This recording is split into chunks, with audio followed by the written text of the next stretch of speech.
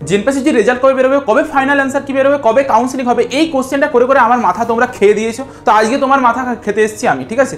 তো তোমরা সায়েন্সের প্রতিজনই সায়েন্সের স্টুডেন্ট, একটু লজিক্যালি আমরা আজকে ভাববো যে আমাদের রেজাল্টটা কবে বেরোবে। আমরা উদম বলে দিলাম যে এই তারিখে রেজাল্ট বেরোবে, এগুলো করবো না। একটু লজিক্যালি যুক্তি দিয়ে দেখবো যে কবে রেজাল্ট বেরোবে, আর পাক্কা সেই ডেটে রেজাল্ট বেরোবে, সেই ডেটেই ফাইনাল অ্যান্সার কি পাবে।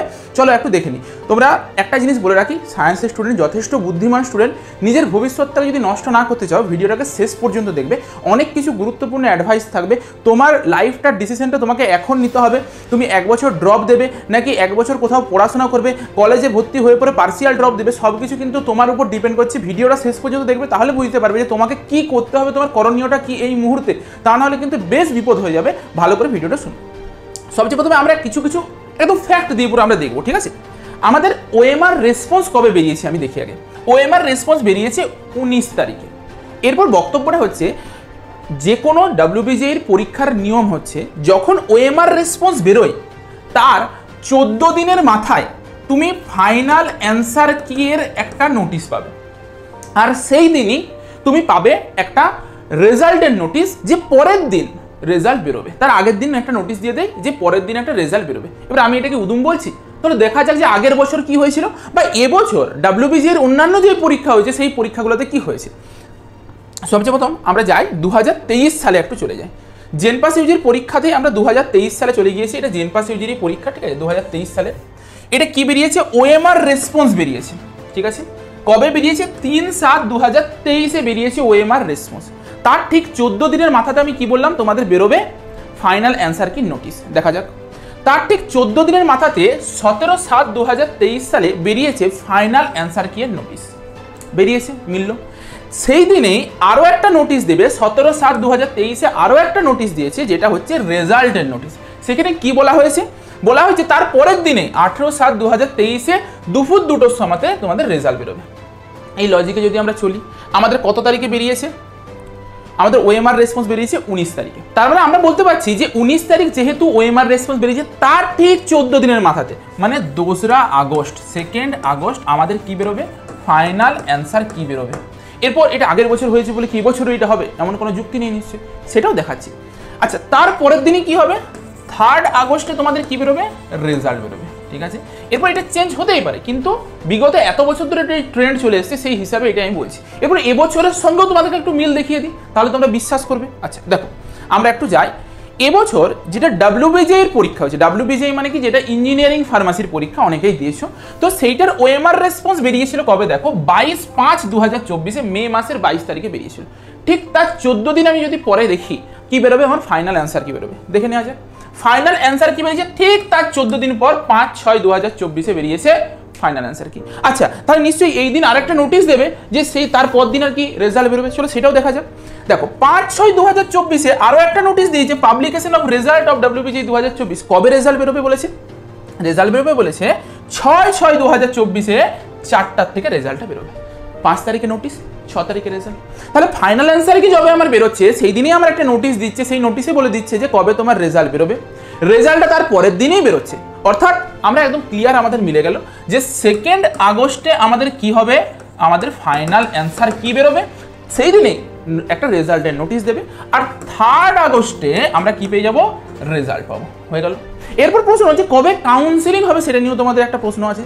এইখান থেকে তোমাদের ভবিষ্যৎটা তোমরা বিচার করবে যে তোমরা কি পদক্ষেপটা নেবে। মন দিয়ে শুনবে, নয়তো তোমার ভবিষ্যৎ কিন্তু একদম ডুবে যাবে। আমি অনেক ছেলেকে দেখেছি আমার লাইফে, আগের বছরও দেখেছি, এই জায়গাটাতে, এই লুপটাতে ফেঁসে পড়ে এত স্টুডেন্ট রয়ে যায়, যার জন্য তাদের পরীক্ষা মানে ভালো হয় না। পরের বছরের জন্য প্রিপারেশন যদি নিতে যায়, সেই ক্ষেত্রে তারা প্রিপারেশন নিতে পারে না, কারণ অনেকটা পিছিয়ে যায়। কেন বলছি একটা যুক্তিটা শুনো। আগের বছর আমাদের রেজাল্ট বেরিয়েছিল কবে সেইটা একটু আগে দেখি। আগের বছর আমাদের রেজাল্ট বেরিয়েছিল 18/7/2023 রেজাল্ট বেরিয়েছিল 2023। ভাবো 18/7 রেজাল্ট বেরিয়েছিল আগের বছর, 18/7 বেরিয়ে গিয়েছিল। এবছর আগস্ট মাসে বেরোচ্ছে, মানে রেজাল্ট বেরোতে এবছর লেট করছে। প্রথম কথা, প্রায় তোমার 12 দিনের মতন রেজাল্ট, 13 দিনের মতন রেজাল্ট বেরোতে লেট করছে। এটা একটা ফ্যাক্ট। তার মানে তোমার যত কিছু প্রসেস শুরু হবে সব 13 দিন লেটে লেটে শুরু হবে। এরপর আসি আমি একটা কথায়, আগের বছর তাহলে কাউন্সিলিং কখন শুরু হয়েছিল? 18/6 রেজাল্ট বেরিয়েছিল, কাউন্সিলিং শুরু হয়েছিল 22/8, মানে আরও 1 মাস পরে কাউন্সিলিং শুরু হচ্ছে। দেখো রেজিস্ট্রেশন, পেমেন্ট রেজিস্ট্রেশন কিসের জন্য? কাউন্সিলিংয়ের জন্য। 2023 সালে আরও একটা মাস পরে তোমাদের কাউন্সিলিং শুরু হচ্ছে, মানে আগস্ট মাসের শেষে তোমার কাউন্সিলিং শুরু হচ্ছে। তাহলে এবছর কি বলতে পারি, সেপ্টেম্বরের স্টার্টিংয়ে তোমাদের কাউন্সিলিং শুরু হবে, সেপ্টেম্বরের ফার্স্ট উইকে বা আগস্টের লাস্ট উইকে তোমাদের কাউন্সিলিং শুরু হবে। এরপরে এই কাউন্সিলিং যে প্রসেসটা, এই কাউন্সিলিং প্রসেসটা তো একদিনের প্রসেস নয়, কাউন্সিলিং প্রসেসটা অনেক দিন ধরে চলবে। কত দিন ধরে চলবে সেটা দেখো। 22 তারিখে শুরু হয়েছিল কাউন্সিলিং প্রসেস, কাউন্সিলিং প্রসেস শেষ হতে হতে 22/9, কি বললাম, 22/8-এ কাউন্সিলিং শুরু হয়েছিল।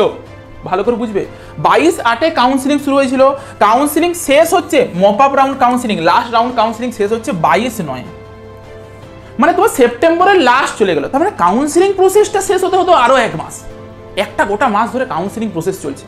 তোমরা বুঝতে পারছো যে তোমাদের কতটা ডিলে হবে এবছর একটা নতুন কলেজ পাবে কি পাবে না। কাউন্সিলিং শেষ হতে হতে প্রায় তোমরা অক্টোবর মাসে চলে যাবে, ঠিক আছে? অক্টোবর মাস নাগাদ তোমরা জানতে পারবে যে তুমি কলেজ পাবে কি পাবে না, মপ আপ রাউন্ড কাউন্সিলিং পর্যন্ত যদি যেতে চাও। এরপর একটা জিনিস বুঝো, তোমার পরীক্ষা এবছর ভালো হয়নি, বাস্তব কথা। তুমি যদি একটা জেনারেল ক্যান্ডিডেট হয়ে থাকো, তোমার যদি মার্কস 40, 42 বা তারও নিচে যদি হয়ে আসছে, তোমার এখন থেকেই উচিত প্রিপারেশন শুরু করে দেওয়া। সেটা তুমি সেলফ স্টাডি করো বা আমাদের কাছ থেকে কোচিং নাও, সেটা তোমার ব্যাপার। তুমি যদি আমাদের কাছ থেকে কোচিং নিতে চাও, এই মুহূর্তে অলরেডি কিন্তু আমাদের ক্লাস শুরু হয়ে গিয়েছে। 20 তারিখ থেকে আমাদের ক্লাস শুরু হয়েছে, 1 সপ্তাহ হলো ক্লাস হয়েছে। এখন সব ক্লাস ইউটিউবে ফ্রিতে চলছে। এরপর তোমাদের যদি তোমরা এত স্টুডেন্ট আছে, আমাদের কাছ থেকে প্রচুর স্টুডেন্ট পেয়েছে, এবছরও প্রচুর স্টুডেন্ট পেতে চলেছে, আমরা ডেটা নিয়ে দেখেছি। যদি তোমরা কোর্স নিতে চাও, এই হচ্ছে কন্ট্যাক্ট নাম্বার, এই কন্ট্যাক্ট নাম্বারগুলোতে যোগাযোগ করো। প্রথম কথা আমি কেন বলছি, আমাদের আগস্ট মাস থেকে অরিজিনালি ক্লাস শুরু হচ্ছে অ্যাপে 1 আগস্ট থেকে। খুব ভালো করে বুঝবে, বুদ্ধিমান ছাত্রছাত্রী তোমরা ভালো করে বুঝবে, 1 আগস্ট থেকে ক্লাস শুরু হচ্ছে। তুমি যদি কাউন্সিলিংয়ের ভরসায় বসে থাকো, ঠিক আছে, আগস্ট মাস যাবে, সেপ্টেম্বর মাস যাবে, 2 মাস তুমি কিন্তু পড়াশোনার থেকে পুরো বিচ্ছিন্ন থাকবে। মানে তুমি 2 মাস পড়াশোনার কালচার থেকেই বেরিয়ে গেলে। তুমি যখন আবার তখন যদি ভাবো যে কাউন্সিলিং শেষ হওয়ার পর যে আমি তাহলে এখন কোচিংটা নিই, তোমার মতন মানে এত দূরে পিছিয়ে যাবে, এতটাই সিলেবাস আমরা এগিয়ে যাবো, তুমি সেটাকে ধরতে পারবে না সহজে। ডিসিশনটা এখন থেকেই নাও। আমাদের তো তোমার কাছে এরকম সিস্টেমও আমরা করে দিয়েছি তোমাদের জন্য যে প্রতি মাসে মাসে পেমেন্ট করতে পারবে।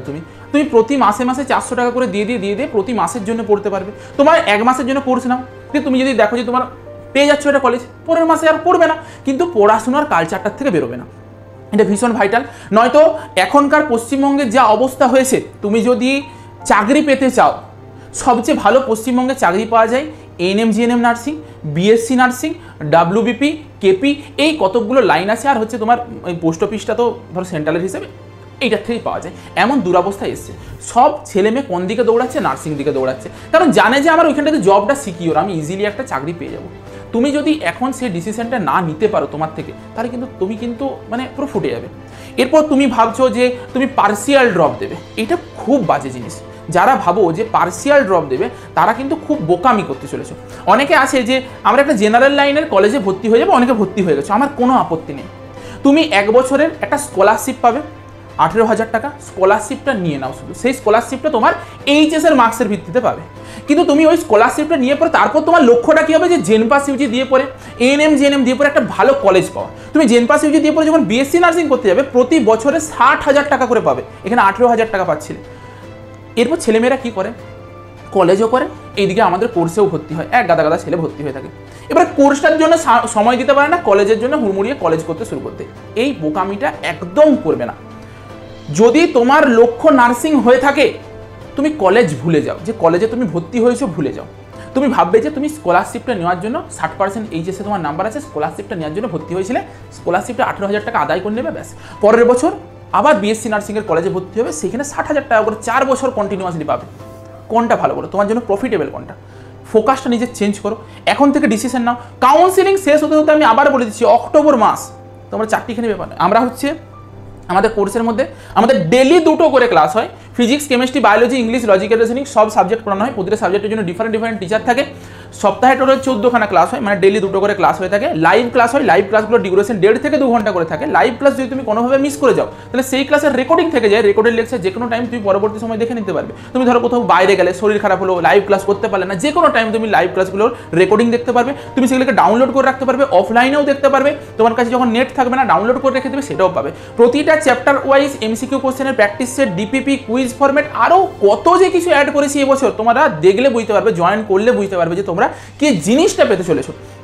তো যদি তোমরা নিতে চাও এখন থেকে ডিসিশন নাও, এখন থেকে ভর্তি হয়ে যাও, ঠিক আছে? নয়তো অন্তত রেজাল্টটা বেরোক, তারপরে ভর্তি হয়ে যাবে। আরেকটা জিনিস, তোমাদের সামনে জিএনএম এর পরীক্ষা, জিএনএম এর পরীক্ষাটা দাও, ডিসিশন নাও যে জিএনএম এর পরীক্ষা ভালো হয়েছে কি হয়নি। যদি ভালো হয়েছে তাহলে ভর্তি হওয়ার দরকার নেই, যদি ভালো না হয়েছে পরেই ভর্তি হয়ে যাবে কিন্তু, ঠিক আছে? আর একটা জিনিস, তোমার 1 মাসের পেমেন্ট দিয়ে পরে ভর্তি হয়ে থাকো, তোমাকে ফুল পেমেন্ট করতে কেউ বলছে না, পরে ফুল পেমেন্ট করবে, তোমার জন্য আমরা অফার দিয়ে দেবো, চিন্তার কিছু নেই, ঠিক আছে? আর 15ই আগস্ট যখন আসবে তখন কিন্তু একটা অফার চলবে 15ই আগস্টের সময়, তো সেই সময়তেও তুমি ভর্তি হতে পারো, আমি বলে রাখলাম, ঠিক আছে? ওই সময়তেও একটা অফার থাকবে, একটু আধটু ছাড় পাবে, তো সেই সময়তেও তুমি টার্গেট করতে পারো, সেই সময়ও ভর্তি হতে পারো। তো এই জিনিসটা ছিল। আশা করি আর আমাকে বলতে হবে না যে কবে রেজাল্ট বেরোবে। আমি আবারও তোমাদেরকে লিখে দিচ্ছি যে তোমাদের 3 আগস্টে, ঠিক আছে, রেজাল্ট বেরোবে।